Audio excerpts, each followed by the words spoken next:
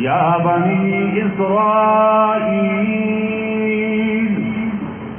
صرف یہ نہیں کہا ہو یہودیو، بلکہ انہیں منسوب کیا اس برگزیدہ ہستی کی طرف کہ جو اللہ رب العزت کے نہایت مقرر پروٹوکول اتھارٹی والے تھے، یعنی سیدنا یعقوب علیہ السلام.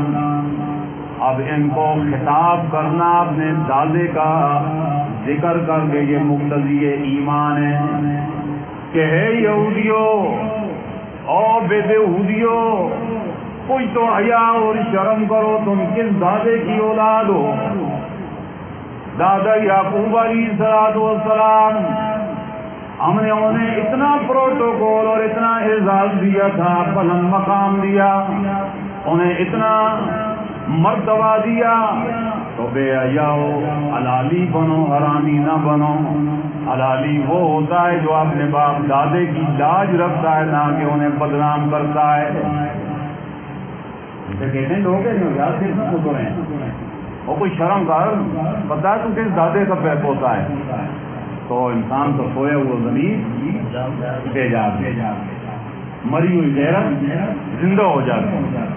تو ان بے غیرتوں کی بھی غیرت کو اللہ نے یوں جوڑا کہ دادے کا واسطہ دیا کہ یہ مقتضی ایمان ہے کہ شاید اب بے حیائی چھوڑ دے اور میرے نبی کے ساتھ اراد اور ضد ختم کر کے غلام بن جائے.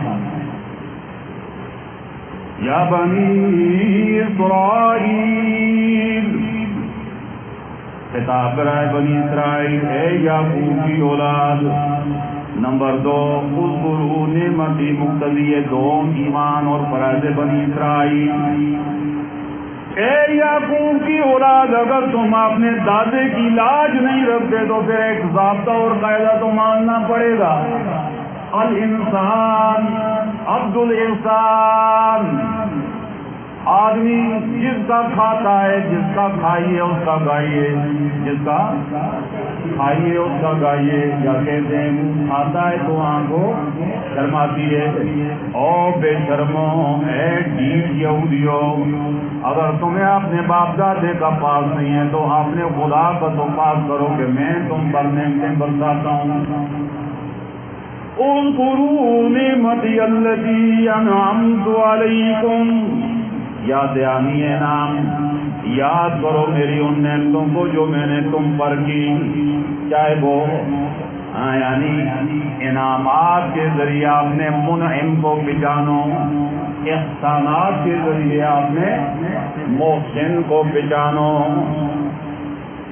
کیونکہ جب تم مجھے پہچان لو گے تو پھر مجھے بھی یاد کرو گے، اور میرا ضابطہ ہے فاذکرونی اذکرکم، جب مجھے یاد کرو گے تو میں بھی تمہیں پھر اپنی یادوں میں رکھوں گا.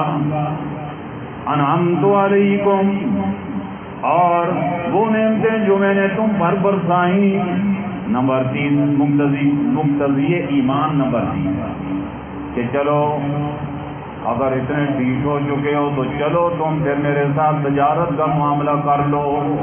تجارت میں کیا ہوتا ہے؟ مبادلۃ المال، لینا دینا کر لو، لیکن انسان بن جاؤ. اور وہ یہ کہ تم میرے ساتھ کیے ہوئے عہد کو پورا کرو تو بدلے میں تمہارے عہدوں کو بھی پورا کروں گا.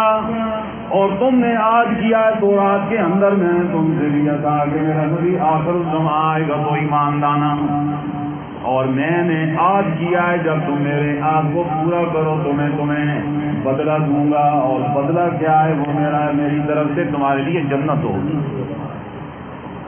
وَأَوْفُوا بِعَهْدِي، فریضہ ثانیہ اور ایفایات. اوفی بعہدکم، نتیجہ ایفا، اور میں بھی اس کے بدلے میں تمہارے ساتھ لیے ہوئے عہد و پیمان پورے کروں گا. وَإِيَّايَ فَارْهَبُونِ.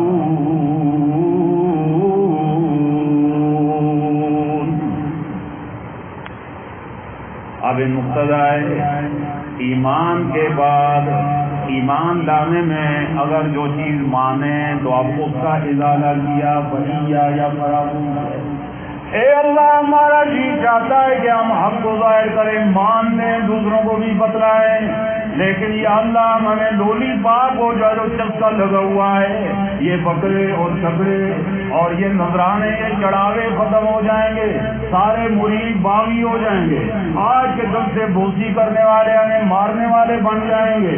اللہ نے فرمایا اے یہودیوں مریدوں سے نہ ڈرو، مجھ سے ڈرو، اور مقتدیوں اور اماموں مقتدیوں سے نہ ڈرو بلکہ مجھ سے ڈرو۔ اے امام مساجد و کمیٹی والوں سے نہ ڈرو، مجھ اللہ سے ڈرو۔ کرتے ہیں نہیں کمیٹیوں سے بھی ڈر کر بڑے بڑے مولوی جو ہیں جو اللہ معاف کرے بڑی گڑبڑیش نکال جاتی ہے۔ تو قرآن نے فرمایا التزام خشیت وَإِيَّايَ فَارْهَبُونِ،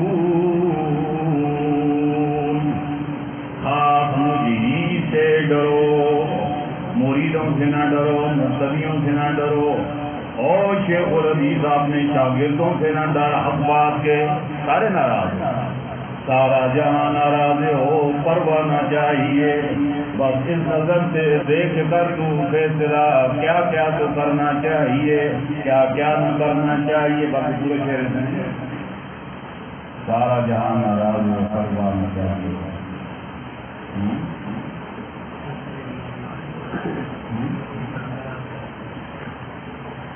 سارا جہاں ناراض ہو پرواہ نہ چاہیے۔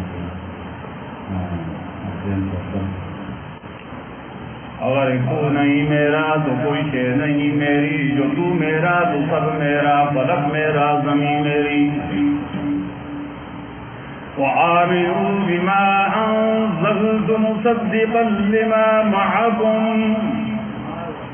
اب دعوت ایمان التزام تصدیق، اے یہودی و ایمان لاؤ اس کتاب پر جو میں نے نازل کی، مصدقا لما معكم، نیچے لکھیں صداقت و جامعیت قرآن، صداقت کیسے ثابت کی؟ اس لیے کہ یہ کتاب مصدق ہے اور یہودیوں تمہاری کتاب مصدق ہے، اور مصدق کو جھٹلانا